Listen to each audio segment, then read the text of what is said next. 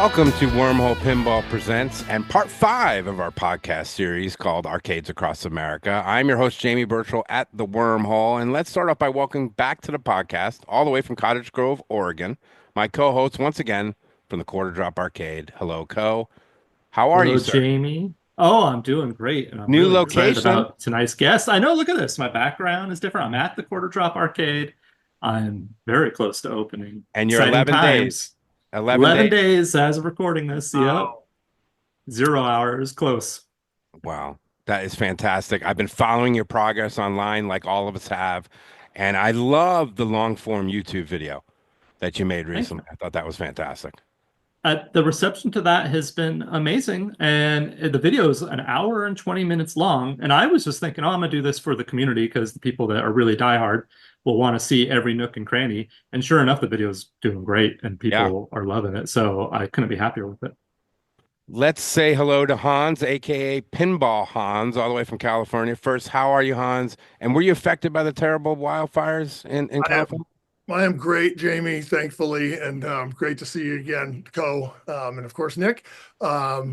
Yes, I wasn't directly, I'm in Orange County, so most of the fires all happened up in LA, but a clubhouse of an old hiking club was built in the 1800s is burned to the ground. Two of dear friends' homes are completely burned. They had nothing but their dogs and pets, so it's just horrible. I mean, if you've lived here for any length of time at all, you know someone who lost their home, so it's that widespread. So keep sending those good thoughts, and there's been a great community outreach with donations and volunteering time and all that stuff, so it's always good to see that part of it. Yeah, that's awesome. And from Roanoke, Virginia, Nick Schell from the Roanoke Pinball Museum. Hi, Nick. Welcome to the podcast, sir.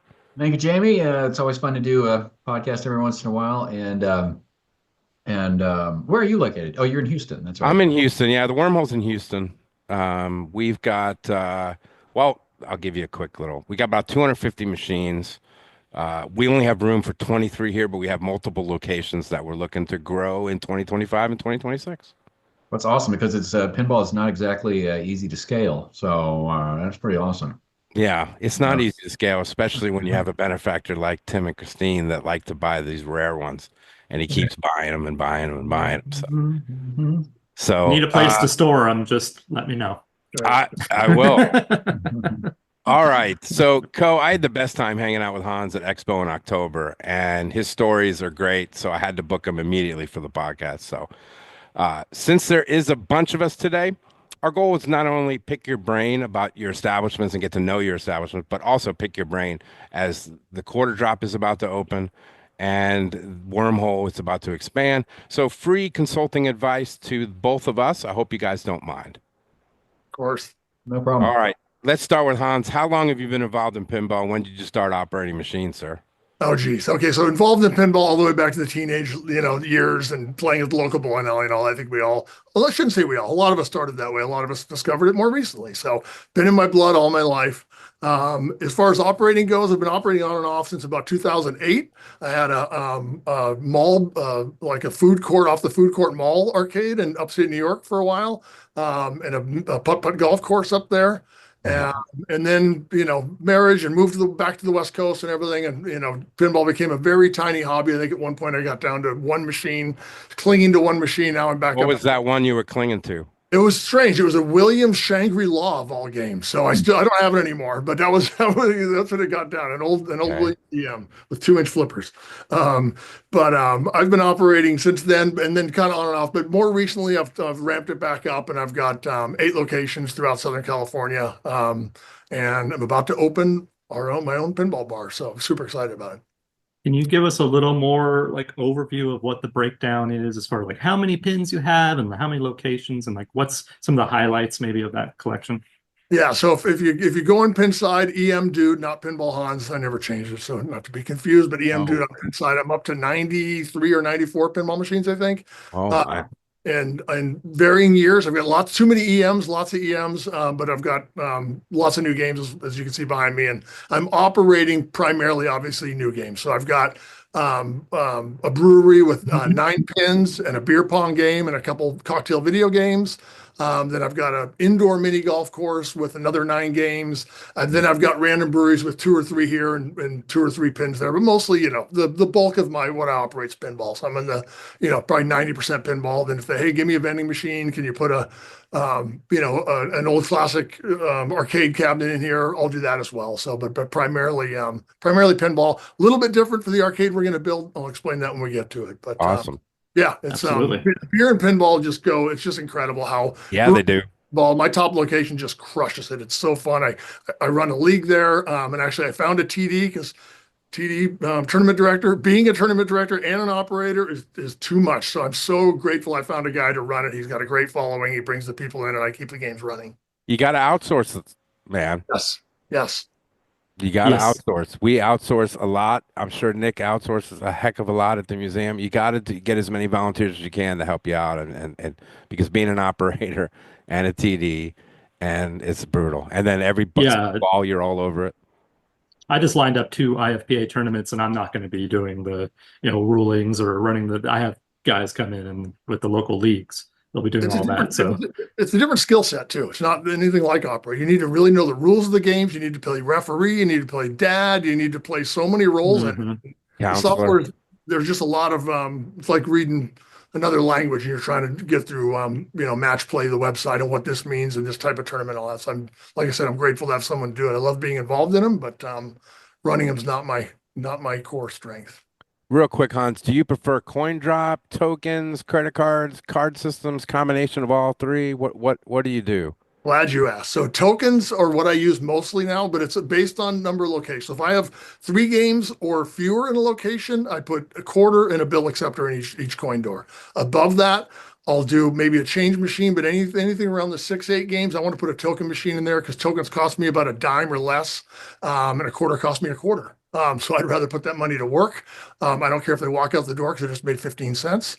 And so I love tokens. There's no reason to break into a game that's full of tokens either because they're worthless, basically. So I love tokens, but at my new location, and I'm going to pilot it at a local bar, I'm going to definitely go card tap. I'm sick of going. I spend way too much time moving tokens around the arcade. I could be rebuilding flippers or doing something much more important than that. So we're going to go card tap at the Cool. at the new location.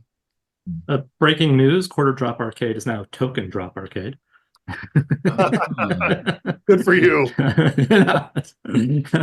Hey, Nick, I'm curious about your Nick's North American Pinball Tour. What gave you that idea? My God, it has been, I think, 8 years because it started at March of 2017, so that would have been 8 years ago. Good Lord! But basically, I'd quit my enterprise IT job at. Oh, I guess I shouldn't say that. But yeah, I was just burnt out. You do the minimum necessary to not get fired. And, I was just sick of it. I've been doing IT for 25 years. So, eventually they're like, yeah, take your severance and go. And I'm like, yay. So then I had to figure out what to do. But this was in late 2016. I was actually let go the day Trump got elected in 2016. Weird. But anyway, so be it, new things. So I basically asked the internet, there's a big Pinside thread. I documented all of this, but this is when, phones, you have Google Maps, and then we had Pinside and I just said, I'll come to you wherever you are in the United States. And if you got a EM that's not working, I'll stay with you, you feed me, whatever, put me up a couple $100 and I'll be on my way like Johnny Appleseed. And I spent all of 2017 crossing the USA, I think 30,000 miles, and visited about 60 different people, businesses, locations. So wound up being just an incredible experience. I have yet to document it, but what gave me the idea was it was literally like I had this pinball hobby that was growing while my interest in tech and certifications and all that, and it just was like, well, why don't I see if I can just monetize this and meet some people and kind of bankroll a trip across the USA, and it all just came together the right way. Did you document it like camera-wise on YouTube and? It's not on YouTube. I don't have a video of it. I probably should stitch one together, like maybe a 10th anniversary or something. But, Yeah. There's a Pinside thread where it's like I'm in, Baines Island, Seattle, and I'm here with who's that a basketball player? I forget his name. Wayne or Warren. Anyway, he's got like 121 games. He's spent all his money on pinball and stuff. So I took pictures of it, and some of the Mark Ritchie, some of those people were there, and I'm like, I'm playing this, and this is what I fixed, and this was burned up. And so each page is kind of like another stop on the tour. But unfortunately that's the only way you can read it. But I tried to make it interesting. It does have some of the fixes and some of the insights of where I was along the tour. But it's just a big pinside thread. That's awesome. How did you get involved in the Roanoke Pinball Museum? And can you talk about how the museum started? Well, so it started in 2015 of June, and it was by one of the existing board members of this downtown arts and cultural. They have like a like 5-story historic building in the middle of downtown, and they had like a history museum and a performance hall and like all these different museums in there, like this pavilion. And their history museum wasn't working out, so one of the board members was about to get divorced if he didn't get all those pinball machines out of his living room, which I'm sure plenty of pinball widows out there, right? Sure. Anyway, but he visited the Asheville Pinball Museum and thought maybe we could do this here, and he took all his games out of his house. They went and bought a bunch of stuff on Craigslist and just sort of. They didn't really have a plan, but they're like, we know we need to put a bunch of pinballs in here and just it will just happen. And that was in June of 2015. And then I didn't come around until I think it was Halloween of 2017 on one of my pinball tour legs. Wasn't originally scheduled to visit Roanoke, but they had seen the CBS. There was like a CBS News Right. journey. And they saw it, and they're like, we need to get this guy in here. And of course, I went in there, and I'm like, you got a lot of broken stuff. I mean, you're going to need, I'll spend 3 days here, but you're going to need weeks. Your logo's wrong, your pricing's wrong, you're not targeting the right audience. I took all this knowledge from all these barcades I visited across the USA. I'm like, this is just not going to work. And he said, well, you can stay a couple of weeks if you want. And I go, yeah, but I got this tour thing. He goes, or you can stay forever. And I go, what do you mean forever? And then I realized my dad lived 2 hours away in Burlington. I liked the green. It wasn't Dallas, Texas. I wanted something a little more easygoing, and I just thought, what the hell? This is not like running an arcade. And I was kind of planning maybe to open my own barcade, but this gives me inputs to this arts and cultural center of this city. So I can do more than just pinball. I can also lots of creative business kind of stuff. So I just thought I'd take a chance on it, and it has been the best decision of my entire life. So it was just opportunity and serendipity coming together. Let me interject one thing. Nick was looking all around the country, kept us all in suspense during this period because he took state flags of all the states he might move to, and he narrowed it down state by state to the final two. I think the final two were California and Virginia. I'm like, come on, California, come on. Yeah, right. Yeah. That's right. You got to make it fun, right? So I kind of was like, but it's going to be. Some people guessed it right, but California would have been fun too. My brother lives there, but ultimately. Yeah, it's Virginia. So, yeah. So that was March of 2018 when I came here, and I'm coming up on my I guess that would be 7th anniversary here already. And it has flown by. I mean, the whole world's different now anyway from before COVID and everything. So just crazy. I said before, I'm happy to announce that we have filed our 501c3 paperwork and just waiting for IRS approval. So we're trying to do what you guys have done, and a lot of the other museums are doing across the United States. So we're real excited here. So congratulations on your success. That's fantastic. Yeah, it's going to be. I mean, I got lots of there's a lot we'll discuss about like how do you advertise, what are the strategies, blah blah blah blah blah. But yeah, congratulations on that. That's definitely your first big step. Thank you. And Nick, can you give us a little breakdown of your lineup? What it looks like? Is it mostly older, modern, all of it? What's the kind of breakdown look like?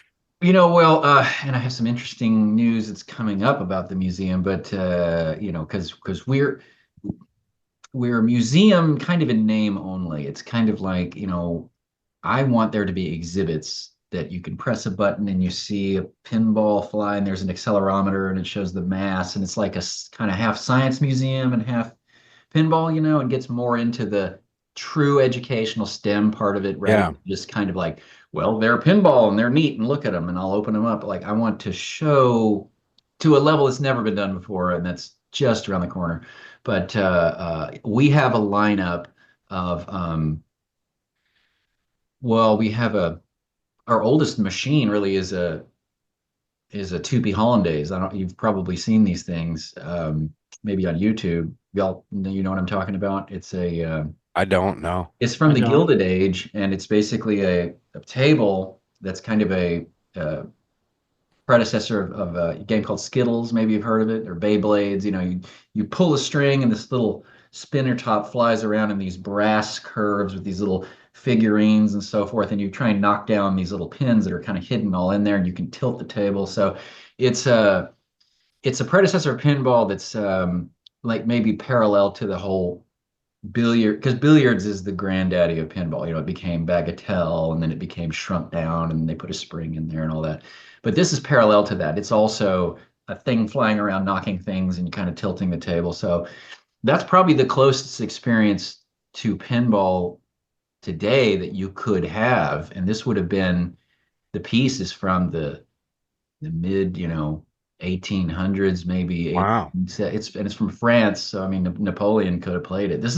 It's something that really, really, really well-to-do people, people like us wouldn't even have known this thing existed, but really fabulous to have it. That's kind of the beginning, and then we move on to, I got a Humpty Dumpty 1947, the beginning of flippers. Got a couple of pre-wars next to it to kind of show the quaint, kind of humble beginnings of pinball, but then we've got EMs from 60s, 70s, then we get into the 80s, Bally's, wide bodies, and then we got your 90s and your alphanumeric, space shuttle, DMD, and then finally Stearns, and then we just got our first Jersey Jack, Elton John. So we want Great to represent the whole kind of period, of pinball. The museum is daily fee, right? Do you like that model? Oh, that's the only way to go. Yeah, I don't want to deal with like swiping or Right. coins or no. Come on in, pay one price, pay. It's like All day, come yeah. back. I mean, you could squeeze people for Dave and Buster's is really good at monetizing the kiddie casino that it is. You can spend $50, $100 in an hour. It goes like that. I mean, yeah, but if you're trying to create a museum that can stand the test of time, I have a little different situation. I'm not selling alcohol. I'm not a Okay. barcade. It is a museum. It's a boutique experience in a historic building in the middle of downtown. So it really is angling to be more like the Strong Museum of Play, like up in Rochester, as a boutique experience that so we need to keep it simple and just kind of like a museum. You just walk in and you do whatever you want to do. Sure. Do you have any expansion plans? Yes, we do. We're going to go. Well, let's talk about it because I want to talk about Han's expansion as well. So let's. Well, it's not official yet, but there is some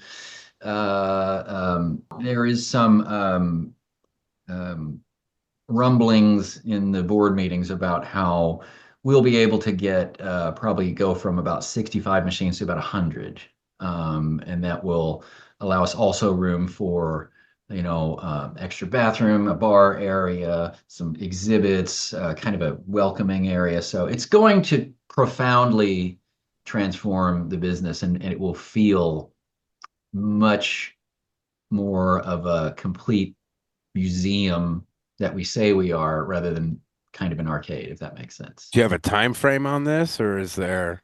I think in the next, they're saying 12 months or less, right around in that time period. So I'm doing all I can to prepare for. That's a lot of work. Yeah, because there's other things we're doing. We got raffles as a nonprofit. You can do raffles. We just started doing that. We've already blown out like 15% of our ticket availability in the first like 5 days. So we'll Right. be doing that pretty soon. And the rules are different in each state, but in Virginia, it's permissive as long as you don't sell too many. I think it's 40,000 you can gross within a 12-month period, and you're kind of don't have to deal with permits and stuff like that. Okay. A little different for every state, but Fundraising is a challenge no matter where you are. You know. yeah, we got to do everything we can because again, we don't have the beer money and we're not squeezing people for the, we don't have crane games. Those are really profitable. We don't have that, because it's, for a boutique experience, you don't want to, it's different, it's just a different business. So those cranes are like ATMs. They're just ATM machines. Yeah, right? I know it's crazy. It's so funny. You put something that people wouldn't buy for 50 cents on a table from Goodwill, whatever, put a bunch of stuffed animals and people are like, I don't want that, but you just put it behind a piece of glass and it just changes their psychology. Like, well, you're not going to tell me I can't have anything I want.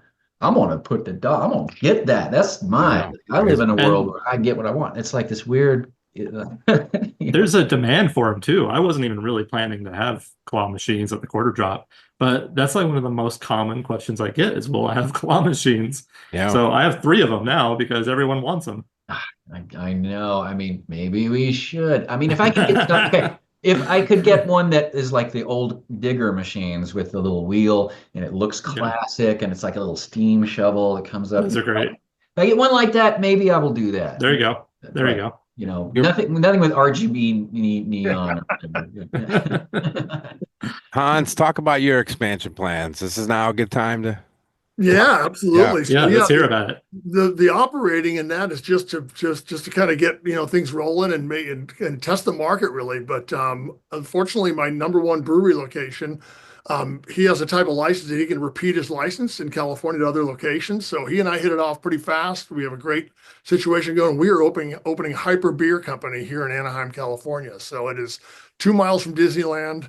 It's funny because Nick and I talked. Nick's been in the business longer than I have, doing the actually operating a museum and being involved in it. So I always appreciate his opinion. So he and I talked a while back, and Nick, as much as you don't sell beer, you said, Hans, you need to get those in breweries, and that's the best thing. Brewery is it? Yeah.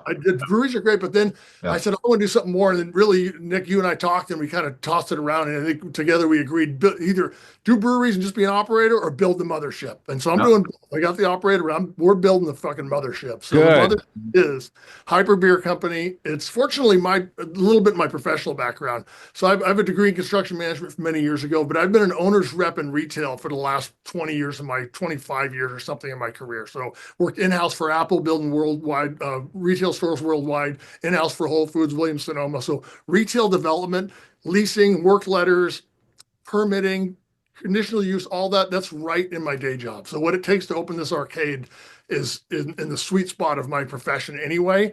And so in Anaheim, we've had to do it all. It isn't just I'm just going to hire my friend Joe to build this out. So it's in a high foot traffic area. It's about 2,500 square feet. Ooh.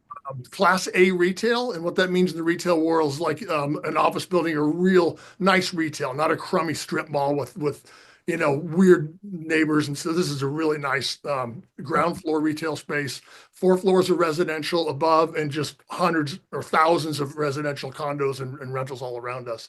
It's in a historic area of Anaheim called the Packing District. So there's an old, huge packing house where they used to pack all the lemons and oranges and citrus out of Anaheim to ship them all over the country. They've converted that into 30 restaurants and bars, and we're 1 block from there. Awesome. So we're going to do a mix. I love pinball, so it's going to be more than half pinball. I've got about 22, my layout I'm looking at right now, 22 pinballs. I'm going to put 3 lanes of skee ball in there. I love skee ball. It's so approachable. I even want to do a skee ball league at some point. Oh, that's awesome. My wife loves skee ball. Because anybody can play it. So compared to pinball, Skee-ball's the especially best. today's pinball, everybody, my fiance loves skee ball, but kind of iffy on the new pinball machines. So a couple basketball shooters, and then a Guitar Hero. Got to have a Guitar Hero. Got to. So and I just found doing a trade. Do you have the Guitar Hero? Because I've been looking one. forever. I You have found one? Oh wow. I bought a Beat Project one, and I got but it works. So it's a good start. It needs to be cleaned up. Nicely done. They're hard to find. Yes, they are. So a quick They're in aside. demand. So let me tell you a funny thing about Guitar Hero. So I told you I've been operating since 08, right? So in 08, Guitar Hero Arcade came out. It was the biggest thing in my distributor. You got to buy one. And a friend of mine bought 3. I bought 1. It was like 10 grand back then. It was a lot of money. Into by far the most expensive game, because pins back then, my Shrek was my first new in box Stern. It was like 3,500 maybe, not even that probably. Yeah, around 3,000, somewhere in there. But that thing cost 10 grand. And I set it in there. I was so excited. I put it right by the food court where everybody, the high foot traffic area. Nobody played it. Oh man. Didn't earn shit. People sold it. And the Mm. reason is everybody had it at home. So Yeah. why am I going to pay the dollar? And Mhm. so we thought bragging rights and all that nonsense. Bragging rights are online. So total flop that game was. So it kills me now to pay half that for a piece of shit project one. And that thing didn't earn me shit. And the reason that it's so popular now is because all those kids who are playing at home now are older. Yep. They don't have it at home anymore. So they absolutely love it. So, you know, I guess it's a full circle and a happy ending. We'll see how it earns. But I've heard from a lot of operators say if you have a Guitar Hero, when you open till you close, people are going to be on it, playing it. it's going to be That's right amazing. across from the Dance Dance Revolution I'm trading for too. So Yeah. Awesome. Those are good too. Well, I know you have a big pinball scene in Anaheim, but what about in Roanoke? What's that look like? Well, we are the pinball capital of Virginia now. Thank you very much. Okay. There you go. So, I mean, I'll have to expand a little bit. I have, yeah, the museum has about 65 machines. We're going to go to 100 soonish. There are 4 breweries on my way to work, which is, again, small town, all of 5 minutes. So every one of them, I'm like, hey, you might want to have some entertainment for your friend. So I personally we have pins and we used to have it in 4, but one of them changed their floor plan. So a friend of mine in one of my employees, part-time tech, he has about 7 at one of these breweries, and at the other 2, I've got 4 at one location and then 3 at the other, with the 4th being a friend of mine. So that's about 7 machines I personally have on location on the way, but I'm basically blanketing the downtown area with, the brewery plus pin formula. It's so much better because, bars, they're kind of the middleman. So space is at a premium. They rent places that are close to population density, don't have a lot of floor space, that to buy their merchandise and image. So it's much more difficult to get games in a bar because they're kind of in that middleman space. But a brewery, usually further out, usually have way more space, and they need something cool to bring people in. So it's just a natural fit for pinball to be the pull. Like you drive a little further, you get to do something more fun. So I've got 7 machines on locations in there. I've got 65 at the museum. My house, I'm about to turn it into a pinball B&B. I'm hoping this year will be the year I open it up. That's where I'm going to keep my personal collection of mostly EMs, some very, very early solid states with chimes, but I'll have about 19 machines in the attic that I've totally retrofitted. You walk up and it's like Pinball Palace up there.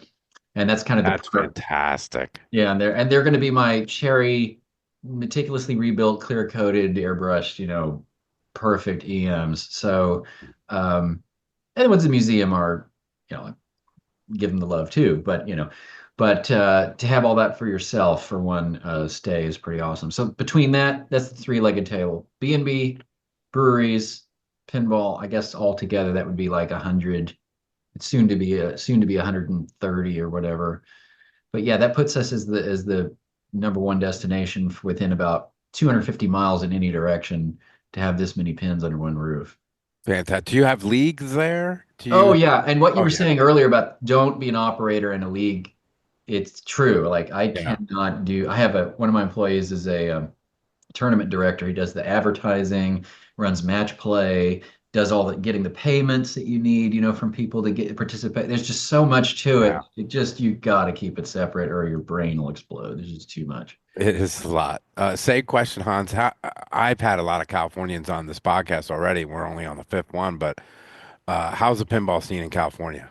it's fantastic. In fact, in 2 weeks, we've got Indisc out here happening right Yeah, here I know. road. So I'll be volunteering as a tech out there, and probably a scorekeeper as well. I'll play a couple of cards. I suck at pinball, so I don't have any high hopes. But Throw a couple of cards out there. it's just fun to get out there, and I know Yeah. friends will be there from across the country. So the scene's great, but it's kind of fractured. So SoCal, we got in the greater Southern California, we got 10 million people, right? So we're all spread out pretty good. So you got to drive in traffic. So to create a scene in your town, Captain's showroom's really big here in Anaheim, right? But it's a there's no food or drink. It's just pure pinball, incredible pinball, tons of games. But that brings a lot of people to town, which is actually good because we're going to be a pinball bar. We're going to be open from noon till midnight, basically 7 days a week. So we want to capture that scene. And in fact, I don't know if now's the time or not, but trying to get through the city. Please.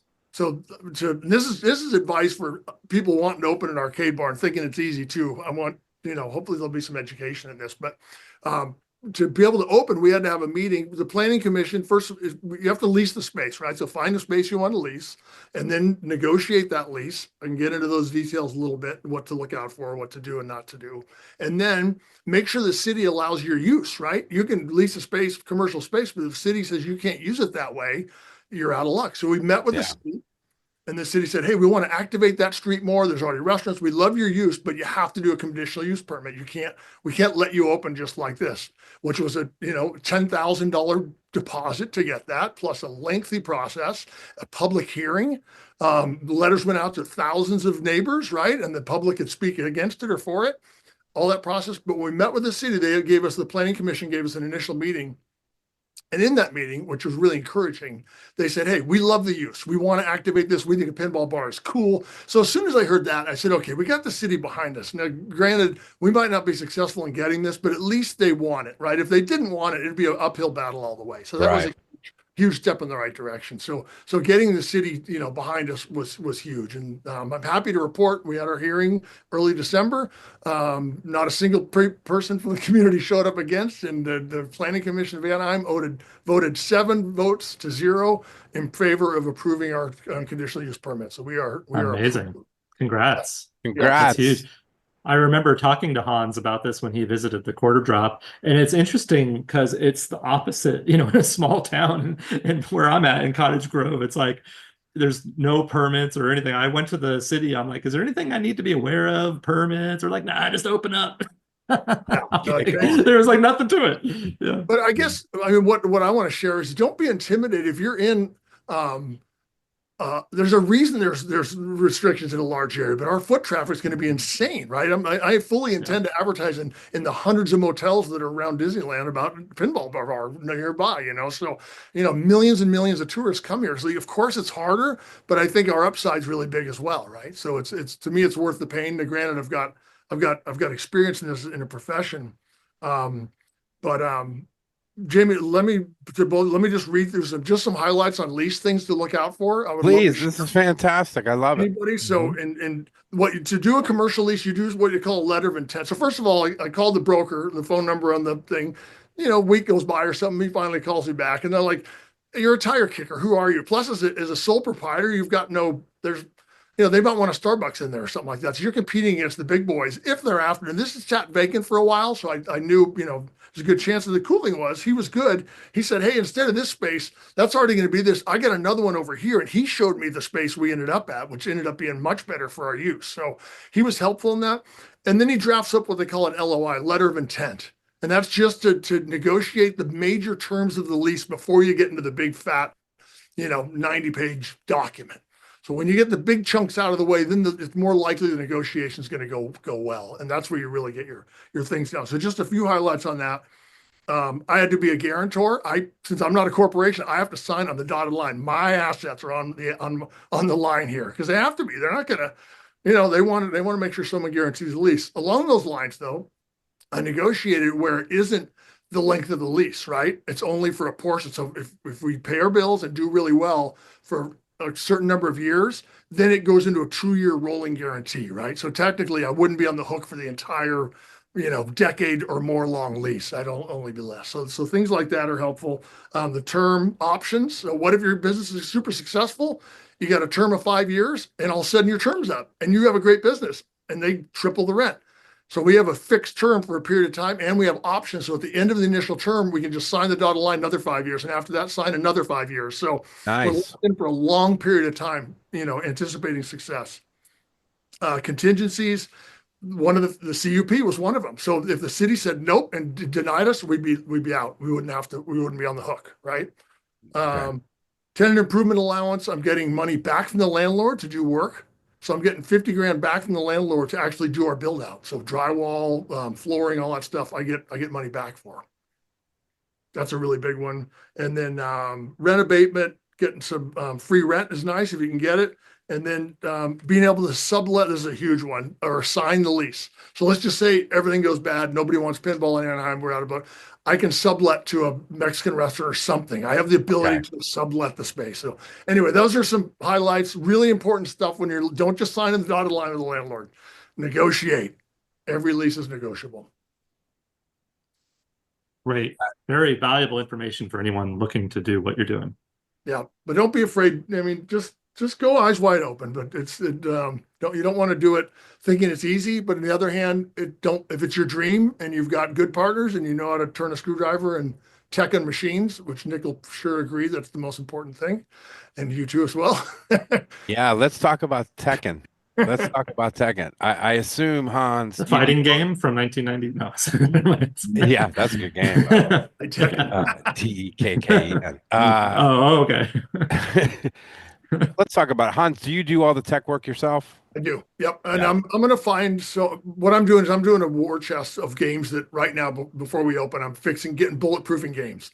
So I've got huge redundancy. So 20 games will be in the Hyper Beer Company, right? But I've got another 15 or 20 that are perfect. So if something's really problematic and I can't fix it quickly, I'm just going to swap games. So I always, when you move something breaks, right? of That's course, the rule of pinball, right? Yep. So that's one thing I'm doing to kind of bolster, and then I'm going to start find someone to train at least to do cleanings and basic repairs and that sort of thing. And then Right. I've already got a board guy who wants to help me out who can repair boards and things. So people are starting to come into the fold. But yeah, you're looking at them. I'm the primary tech. Nick, how do you hire all these techs? How do you maintain all these machines? So it's Because it takes a village when you have 100. it does well actually having more means less work, ironically, because you will have the wear and tear spread out over more machines rather than filling your space to capacity, blasting them all down and then emptying them out, fixing them, and then filling it back up again. You see you have more, so it's actually better to have more. But 65 is too much for one person to maintain with a free play model, because free play games get played like way more than pay to play. Yeah. My games that have been on location, they've been on location now for over 2 years. I think I've replaced one flipper band. That's it, pretty much. But the stuff at the museum, it is like, gotta clean them. All right, gotta tighten them down. All right, gotta fix this. Gotta do new plastic. And it's like, but I have 2 part-time techs. And it's mostly me, and no one else can do EMs. I'm really the EM person because, but then it's its own thing kind of. And then luckily there is a group of volunteers who are also collectors, and they were already coming to the museum in the early days to help them dig out of their disaster, that was happening. And I've just given them, I'm like, whatever you want, I'll give you. We'll go out every time we get together. I take them out to eat. If I sell a game, I give them the first right to buy it. I just treat them like gold, because one of them's a board tech and the other one can do playfield restoration and swap playfields and stuff like that. So they've done things like, swap playfields for me, rebuild, recap boards, do board work, header pins, resolder, all that kind of stuff. And I see them about once a month. So between the occasional, I call them the Alpha Squadron, so between these guys, there's about 4 guys we get together, and my 2 part-time guys. One's mostly tournament work, but can do, cleaning and adjusting and some flipper repair and basic stuff. The other is a little more technical. And then me kind of showing up like a ghost. I'll be in at sometimes 2 a.m. if I can't sleep. I'll go fix some pins. But this is all about throwing time at machines. And it just seems like for 65 machines, 1 full-time, 2 part-time, and some occasional help from the community can really keep this wide array of machines going. Whereas what Hans is doing, you're probably not routing any old WPCs, are you? No, only mostly new stuff. And a few, I got a haunted house on location that's actually holding up extremely well. People love it, and I can't believe how well it's holding up. So. Nice. But yeah, you'll be able to you can do that by yourself. You could, and having some on standby if you have some catastrophic node board failure or whatever, to swap in, is you're just in a great position to handle that for sure. I consistently hear from arcade owners that say their number one challenge is like finding technicians that are qualified to work on these machines. And do you have that experience? Like, is it really difficult to keep a good tech around? Nick? I don't. The same t Jason, who is he was there he got hired like a few months before I did. And so I've been working with him a lot and just teach him everything, whatever I know. And then Benjamin, he moved from upstate New York. And it's funny, he had a few pinball machines at home, but his wife is kind of the breadwinner and does a lot of she's like a nurse and a practitioner and all that. And Roanoke its main industry is healthcare. We have a giant for the region. We have like a gigantic hospital healthcare system, and they were tired of the cold, came by and was like, there's a bunch of hospitals here. Maybe I could get a job here. And then Ben walks in and sees the pinball museum, is like, well, this is pretty cool. I'm like, well, if you decide to move here, and I'll get you a gig. And they talked, and it's like, I think we'll do that. So now he's part of the team, and they've both been on. But I make sure that as much as I invest in my machines, I also invest in people, because this is a small town. It's going to be easier for Hans to find qualified people than me. So I want to make sure that everyone is having a good time and happy and keeping things going. Our tech here, we have our lead tech gets more juice, if you will, about fixing the machine than he does playing. And he just geeks, and he's geeking and geeking on these really rare ones, which is kind of like, as Coe said earlier, our secret sauce here at the Wormhole, right? And so we're doing tech days. He's constantly recruiting new technicians, because with 250 machines, we've got a lot of work. Oh yeah. Yeah, we got a lot of work. All right.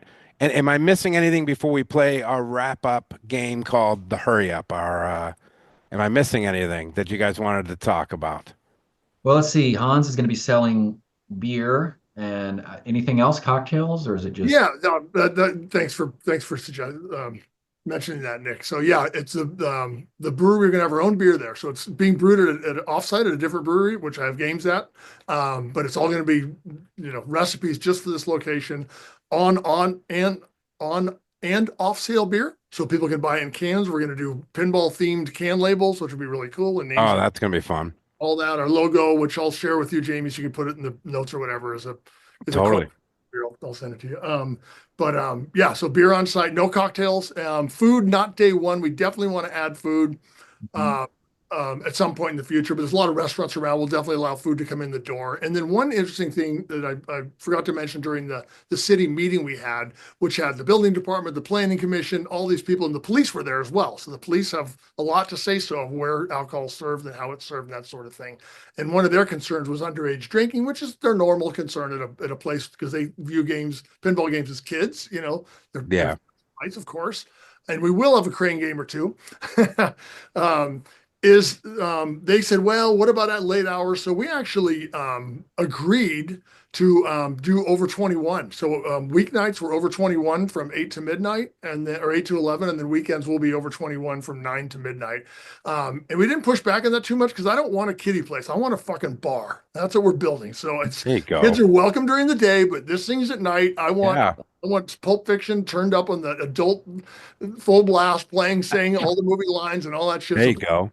Man. So at night, this place is a bar. We're proud of it. We're excited about that. It's going to definitely be themed to the grown up crowd.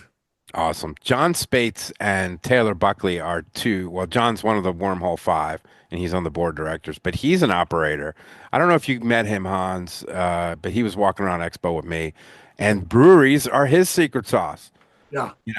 In fact, his brewery that we have 13, he has 13 pins now, and they're moving to 17. So little by little, he's got league there tomorrow night, and just doing a great job. Those breweries are just fantastic. You're right, because they got the space, right? And they need to bring in people. And we have gotten such growth from all these different locations. It used to be just 2 or 3 places in Houston. now our calendar's full. And it's just amazing. We had 65 people come to the wormhole on a 4X on last Saturday. So it's insane, the growth of pinball, and I'm absolutely loving it. So, all right, boys, we're gonna play the hurry up. This is our rapid fire game. Co's gonna play. All right. Are you ready? Hans, Yes.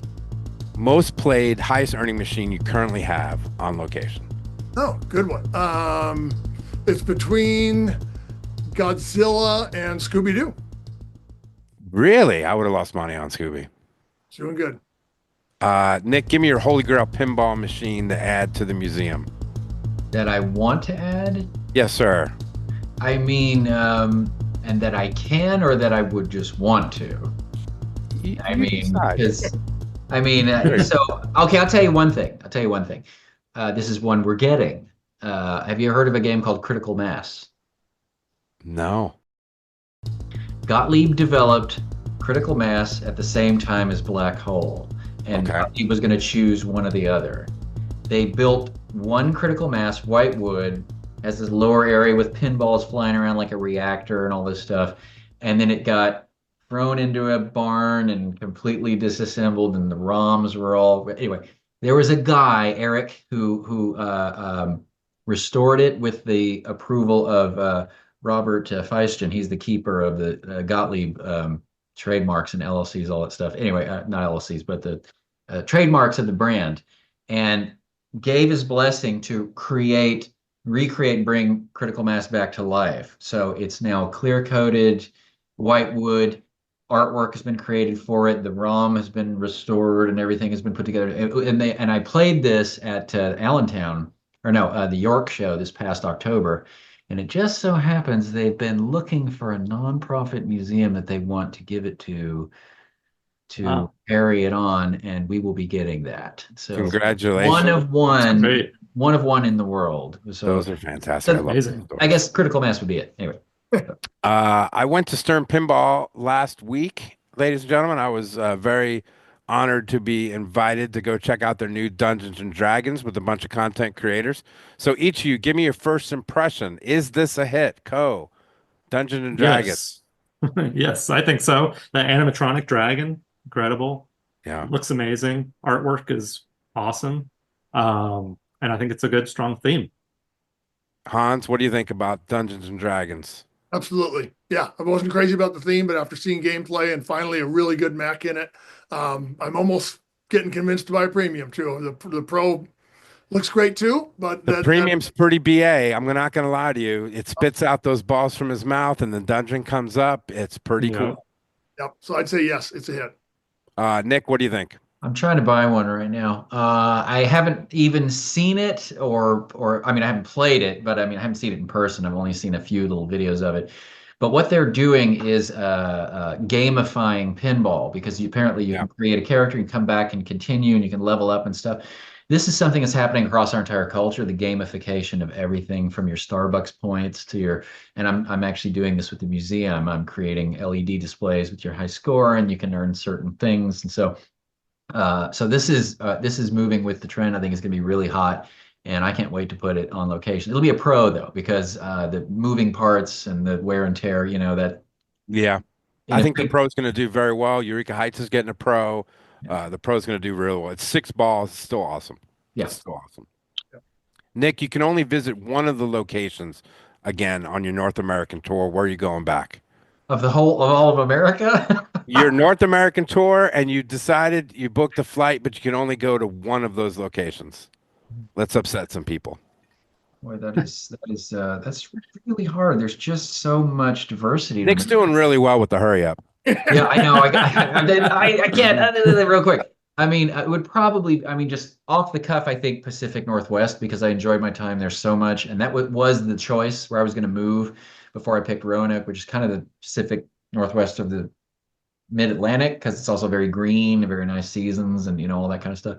But yeah, I just need to spend more time. I got to go see Coe. Got to see up in Quarter Drop, and also I got to visit Next Level, and see. Yeah. So That's a great place. yeah, I guess maybe another trip up there. All right, Coe, give me the arcade, museum, or establishment that you'd really like to visit when you aren't so busy with the quarter drop in 2025. Well, wormhole, obviously. Thank I can't wait. Yeah, we got to get you here. That's just, you have a few Yeah. minutes to stay. We're going to get you here. Same question to you, Hans. Where are you going? The one I've been to before, I've not been to before. To you. Well, Up I'm to from you. the Bay Area originally, so I got to give it to Mike Sheese and the Pacific Pinball Museum, and over the bridge to San Francisco to Free Gold Watch as well. So both of your former guests love Yeah, they're Yeah. great. both locations. hmm It's fun. So, and the Flipper Room in Concord as well. So there's lots to do in the Bay Area. Coe, you can only buy one of these rumored pins in 2025. Which one are you buying? King Kong, Harry Potter, or Pokemon for the quarter drop? Harry Potter and Pokemon theme-wise don't do anything for me. So King Kong, hopefully Keith Owen. Hans, what are you making money off of in 2025? Which one of those machines? Um, Pokemon for sure. Yep, I think Yeah. the will be great. So let's hope. I think what if real quick, if they do with Pokemon what they're doing with Dungeons and Dragons with the leveling up, forget about it. Forget about it. Well, I'll yeah, buy and it if I'm once. buying it as an operator, Pokemon would be my Yeah. answer. Or and probably Harry Potter. Both of those would be great. But just like personally, those Okay. don't do anything for me. What do you think, Nick? Which one of those titles would you I like mean, to the see? Pokemon makes sense, but for the kind of museum that I've got, and I try to concentrate on like franchises that have a lot of cultural pull, it's Harry Potter. Oh. Just gotta be. Well, I almost called you ladies and gentlemen. Ladies Yeah. and gentlemen. Gentlemen, thank you so much. This is a great fifth edition of the podcast we call Arcades Across America. Nick, thank you so much for taking the time to speak to us about the museum and all the great things you're doing. Please visit roanokepinball.org for more information and hours of operation. Anything you want to plug as well? Hey, buy a raffle ticket where our odds are 1 in 665. We pay the tax and we'll ship it to you as long as you're in the continental USA. So $20 a ticket. Buy 10, get one free. Not a bad How way do to you go. how do you beat that? Mhm. Hans, thank you as well. I had a great time chatting with you at Expo and always chatting with you here. That's fantastic. Anything you'd like to plug, sir? Yeah, so it's Hyper Beer Co. So hyperbeerco.com. It is Hyper Beer Co. on Facebook and Instagram and all that. It is very young. The socials, I got to warn you, we're just getting started. The holy grail there is Co. It's incredible social media presence on Instagram and elsewhere. He's So the best. the bar is set high, but look for some fun videos. I've been kind of inspired by Co. and his work on that. So anyway, Hyper Beer Co. In Anaheim, California. Congrats. Yeah. Coe, where can people follow you and your progress on the quarter drop? 11 days left on this Tuesday. No, it's amazing. Quarter Drop Arcade, Instagram, TikTok, and YouTube. Opening day, January 25th. I can't wait. Very exciting. Of course, you can find all the information on wormholepinball.com or Wormhole Pinball on all the socials. We're trying to keep up with Coe, right? I mean, we're trying. We're trying. Before I sign out, I want to ask our audience if anyone is seen for sale or is anyone is interested in selling any pinball machines by a French company called Rally Play Company. They made games from 61 to 69, and we want one pretty badly. So be on the lookout, ladies and gentlemen, for one of those. And email us at wormholepinball@gmail.com. Everyone, thank you so much this evening. I really appreciate it. This is a blast. For Wormhole Pinball and Arcades Across America, I'm Jamie Birchall. Please visit your local arcades. They're owned and run by great people like Coe, Hans, and Nick. Thank you.